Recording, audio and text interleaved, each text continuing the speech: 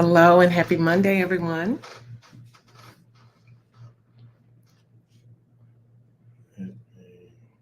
Do this. I hope everybody had a great weekend and happy belated Father's Day to all the fathers out there.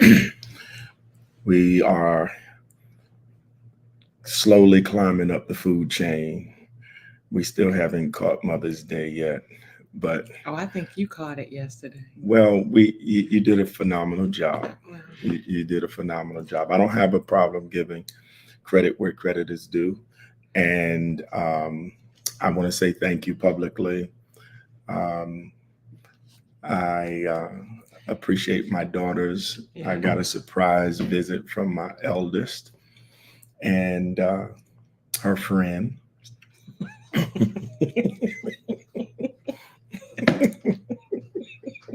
We need to start over. Oh my God. We don't need to start over. Uh, and I He's was so still grateful. growing. He's I, still I, grow. He's still not growing. Yielding. Is that it? I'm evolving. Evolving. That's a I'm good word. evolving. And, Mhm. at times I have to remember that She's one day, 24. She's 20. eh, We got married at eh, 26. you Oh, were I was 26. right. And so there's 2 years left yet. That's just real talk, people. That's what you get from we us. You know we that. we are we're going to talk about a little bit of this tonight. Mhm. um so glad to be able to connect with you all once again, and as you can see, we're in a stage of life where we're having to let go and let God, and Look, trust trust the the process. process. That is so amazing that you wore that shirt, and I don't think that you did it intentionally. I did. I um just grabbed it. but there is some truth in that, and there are many different processes that we need to surrender to the Lord in terms of our pathways in life. And tonight we want to talk about this one um, thing about hooking up with a life partner.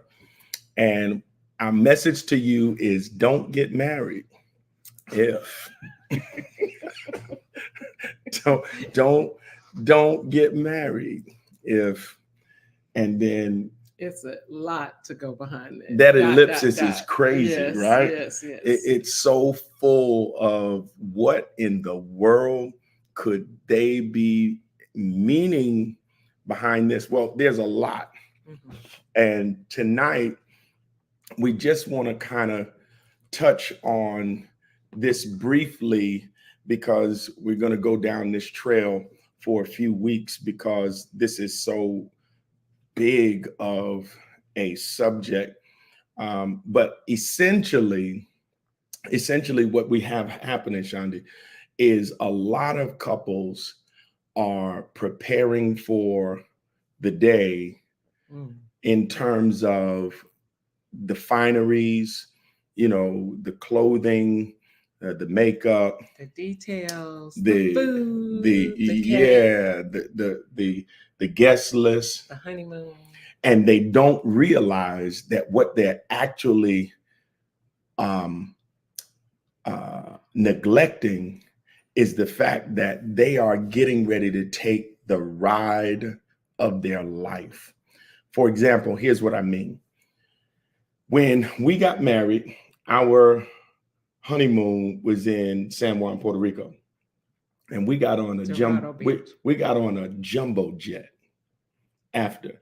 Can you imagine if, instead of being in aisle 17, row A and B, a seat A and B, Mm-hmm.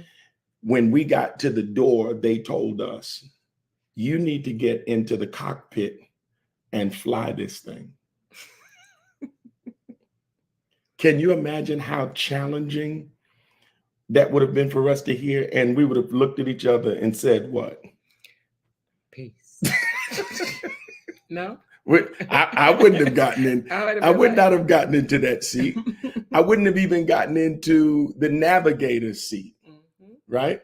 And the navigator assists the pilot and the co-pilot to guide this thing along the course of where you're going to travel. Well, that's literally what a husband and wife are doing when they say I do, and they are ill-equipped.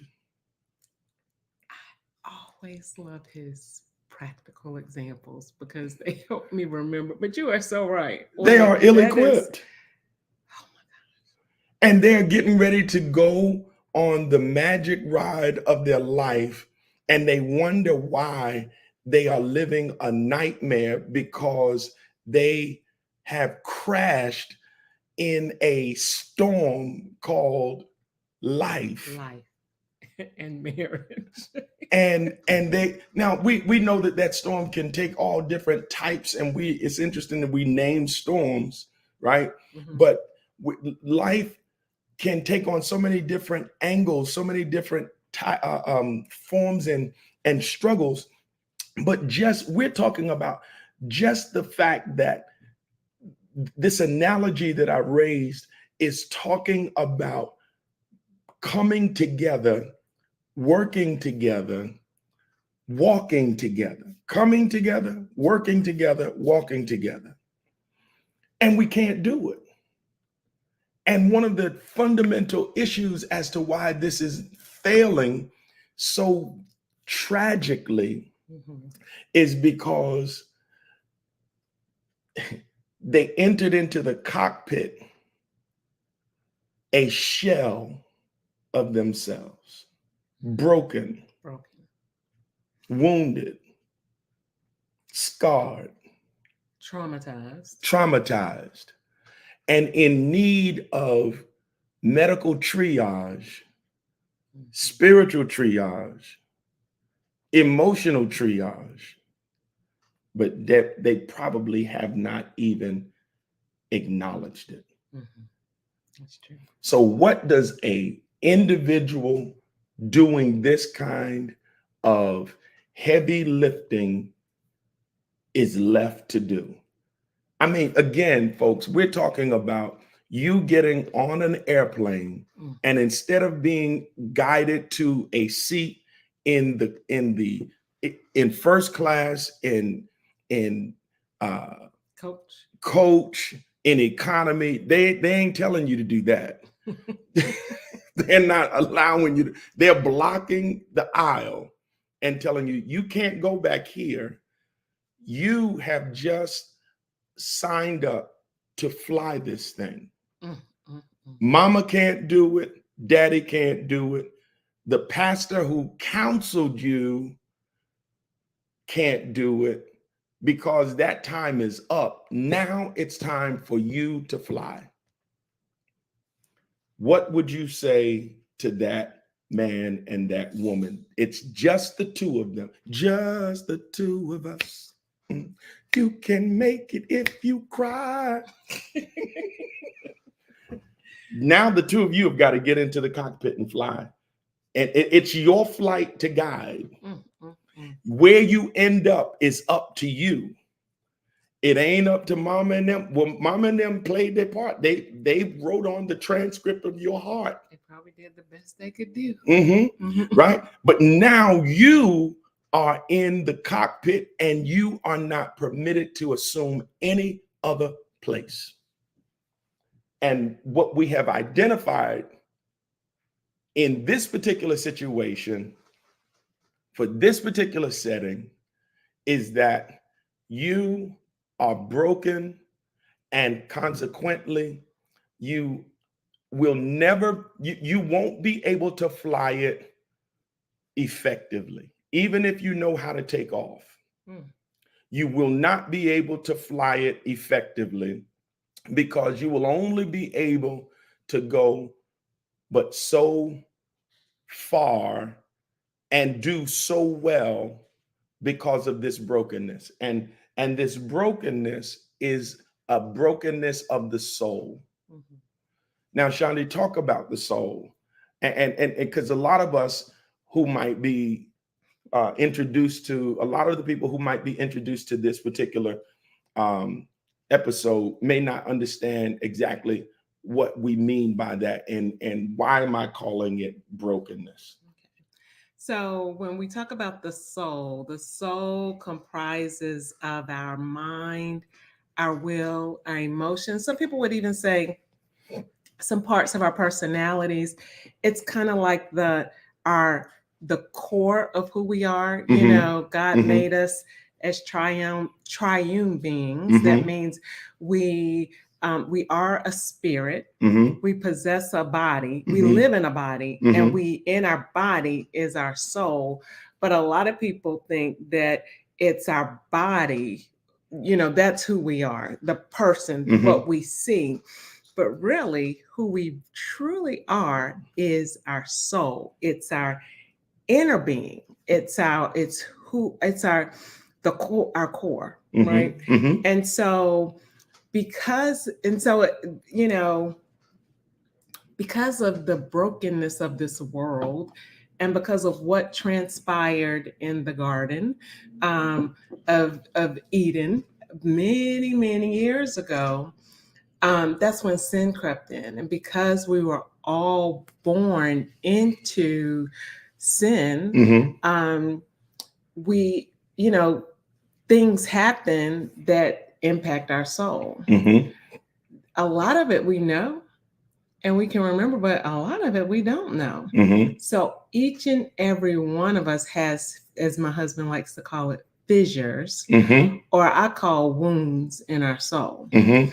And it's because we've all been hurt because we live in this broken world. So some of the hurt comes from things that we know about, like when somebody hurt your feelings, and a Mhm. lot of it happens in our childhood. Mhm.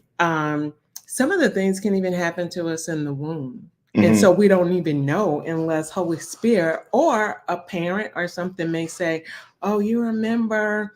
Well, before, you know, sometimes it starts happening. We start hearing about things that happened maybe when our mothers were carrying us. We might learn about it at Christmas, you know, when Uncle Leroy starts drinking a little too much, and you're Mhm. like, "Oh my Mhm. gosh, that happened. My daddy hit my mom upside the head," or something like that. Like all of this stuff, it's so much can happen to us. A lot of us in our childhood, but a lot of us are carrying around wounds in our soul that have really shaped us. Mhm. And it matters because y'all have heard the term like hurt people. Well, all of us have been hurt. So all of us probably have hurt many other people and don't even intend to do so. Yeah. And so we're bringing brokenness, which, as my wife talked about, can be um, uh, something that comes into play because of our lineage, right? But then it can be something that we've experienced in terms of trauma, in our formative years, Mhm. right? Or maybe in our adolescence. But nonetheless, that injury, that woundedness, we bring into the cockpit of our relationship. Yeah. We're bringing that into our marriage that we hope will succeed.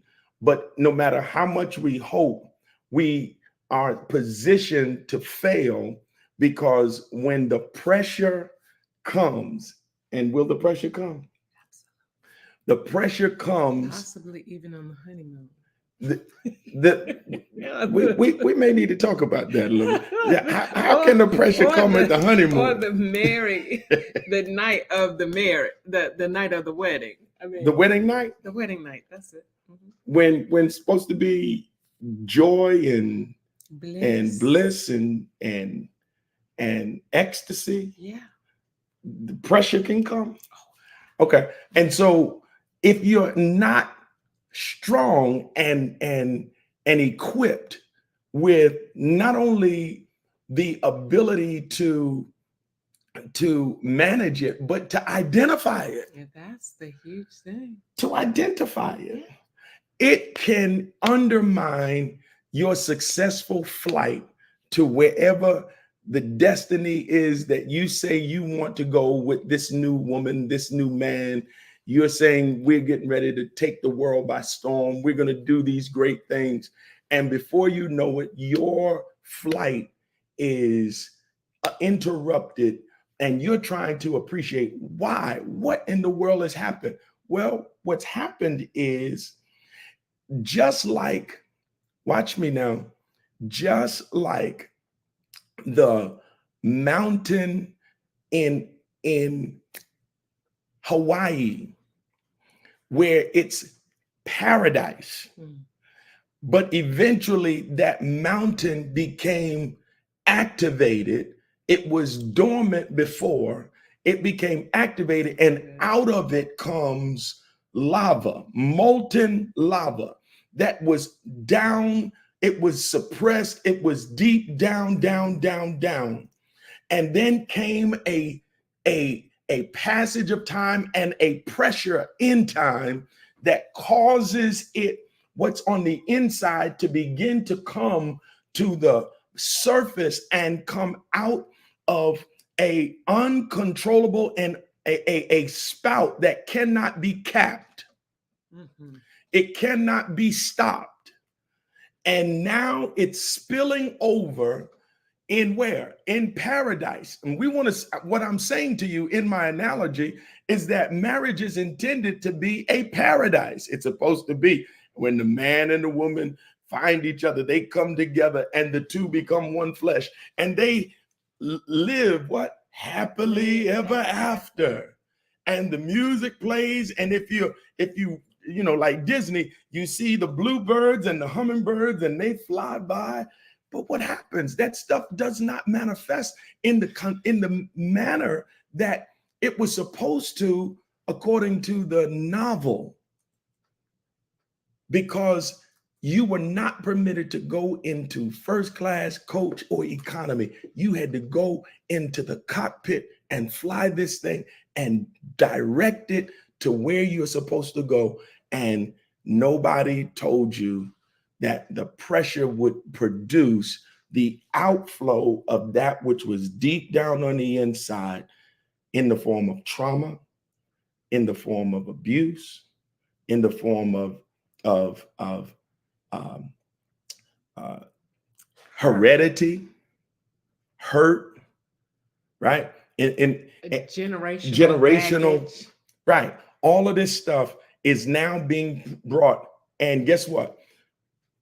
Most marriage preparation processes, the counseling, the premarital counseling, most of them do not exceed 2 sessions.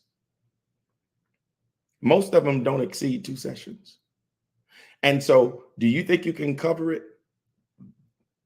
You think the likelihood is that it will be resolved in 1 session, in 2 sessions? Do you think it's going to be uncovered? Odds are it's not. So what are we left with? We're left with dealing with the collision, the crash. And this is why many, many marriages end up dissolved. See, a lot of people don't realize that there is a invisible, it's the hidden things that can really destroy. Mm-hmm. And a lot of the hidden things they're hidden on purpose. Like, the Bible says we wrestle not against flesh and blood. See, right. A lot of people don't even understand the spiritual warfare that comes against marriage. And I think one of the reasons why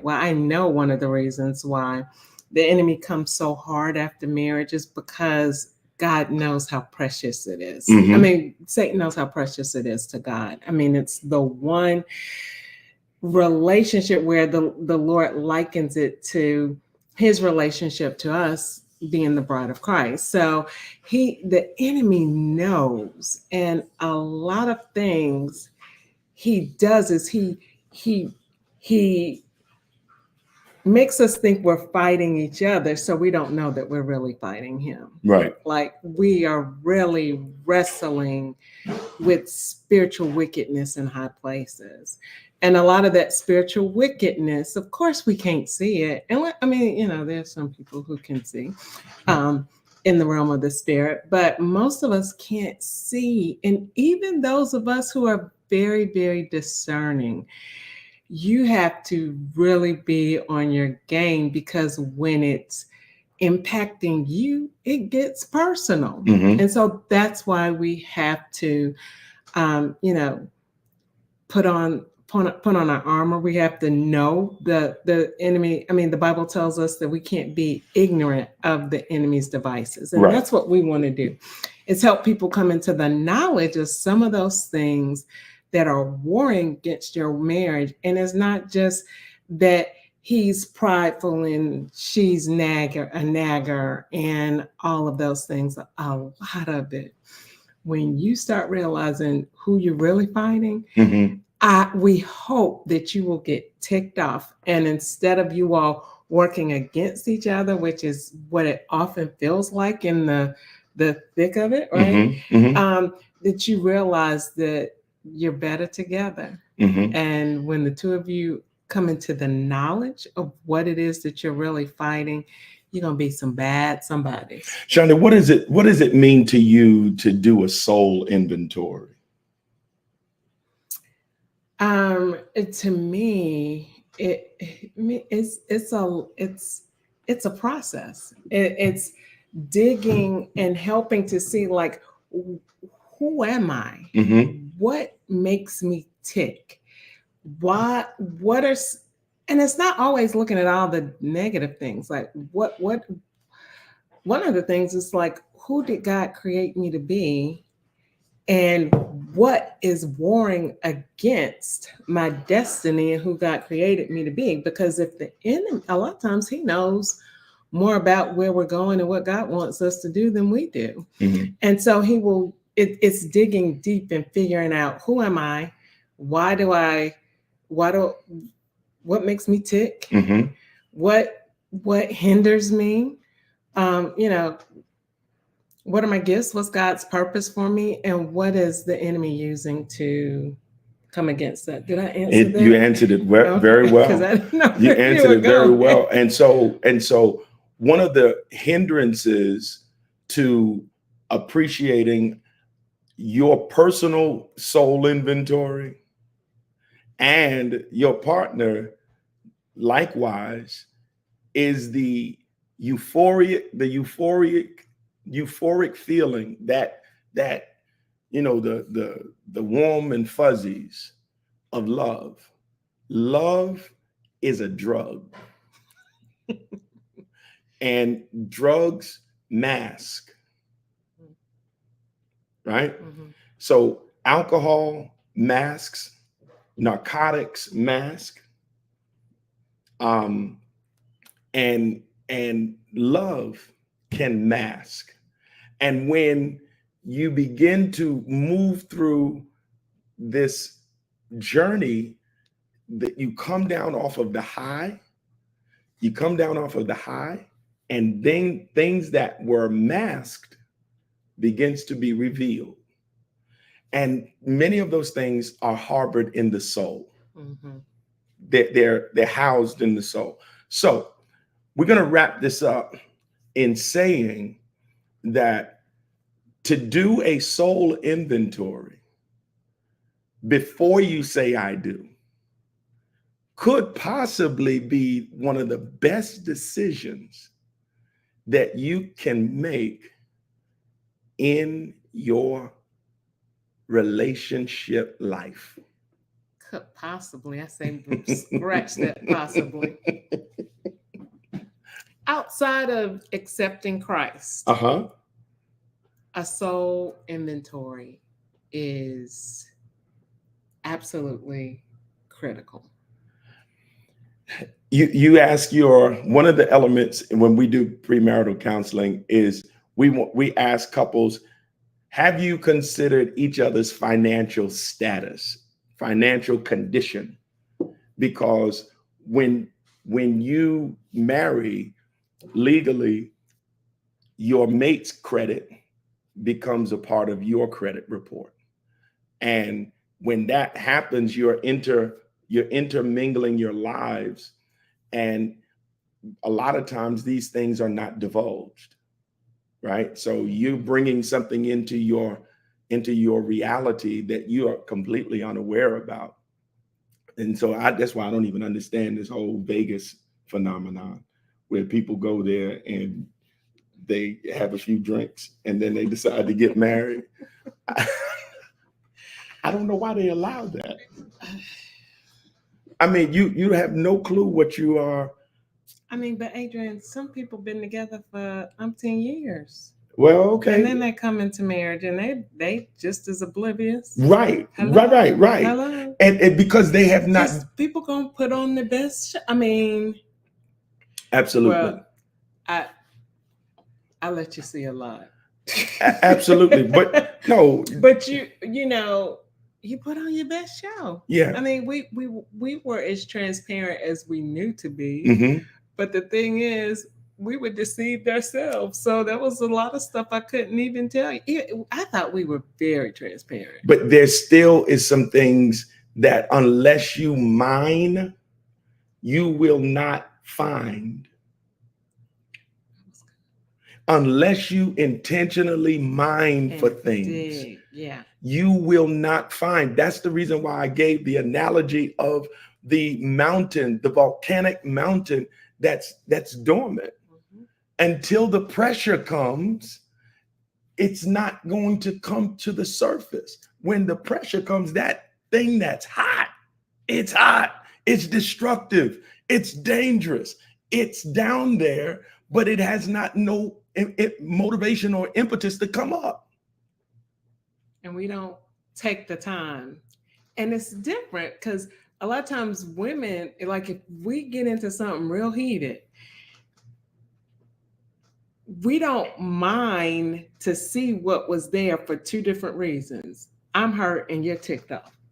Oh, you're operating in pride and I'm operating in my feelings. Right. And so we don't take a minute to say, what just happened here? Mm-hmm, mm-hmm, mm-hmm. You know, and so what we're saying to you is take the time to mine. Mm-hmm. M-I-N-E. Mine, like you mine for gold, like you mine for silver, like you mine for precious gems. Take the time to mine in the soul in order to reveal. Because if the love is real, then maybe give the love a chance to survive by addressing what's deep beneath. A lot of times people do not even understand how they acquired some of the things that are deep beneath within their soul, within their spirit, within their psyche. One of the things that we often talk about is how things are suppressed, mm-hmm. stuffed, mm-hmm. right? Mm-hmm. And so if you don't do any mining, when those bills hit, mm-hmm.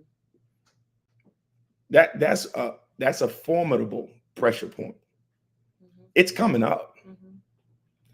And when it comes, and you hear about couples, and I don't mean to be insensitive if this has happened, but you hear about couples who've gone through like tragedy, like loss, like they lose a child. And this is not in judgment, but you know, if they lose a child, how it could destroy the relationship. But there was probably something there all the while. Because I'm just like, if something like that, I'm going to cling all along. That's what I would think. But it's something possibly there that's just one example. So we're wrapping up on this. That's just one. Don't get married if you didn't take the time to mine. Don't get married if you did not take the time to mine. And if it's too late for that, know that there are some things that you can do, and we want to help you. So thank you so much for joining us for this. But you got to come back. For this time. We hope that you will come back next week. We're going to talk about some more don't get married ifs. But tonight, your takeaway that we want you to chew on is don't get married if you didn't take the time to mind. Now, what would stand in the way of that is, oh, but I love her, so I love him. What? I mean, that's one, but it's a lot. Like, I didn't know. I didn't know, but what I know is a lot of the euphoria. Okay, got it. The euphoria, the drug okay. of love will cause you to say, "Oh, but I don't care. I don't care. I don't care about that. I love him anyway." Okay. and when until stuff pop off. Okay. We gotta go. Hey, we love you enough to give you the truth. Honest truth. Is there a dishonest truth? Is there a dishonest truth? I don't think so. Why do we say the honest truth? We want to give you the truth. Or like Miss Cleese used to say, the naked truth. Okay. I love Miss That Clay. could I be miss the her. name of a podcast. God almighty. Truth. All right. Miss her. All right. It's time to go. Gotta go. Till next week. All right. Be at peace. God bless. What? No, I was gonna say be the best you can be. Be the best you can be. I love it. All right. All right. Bye now.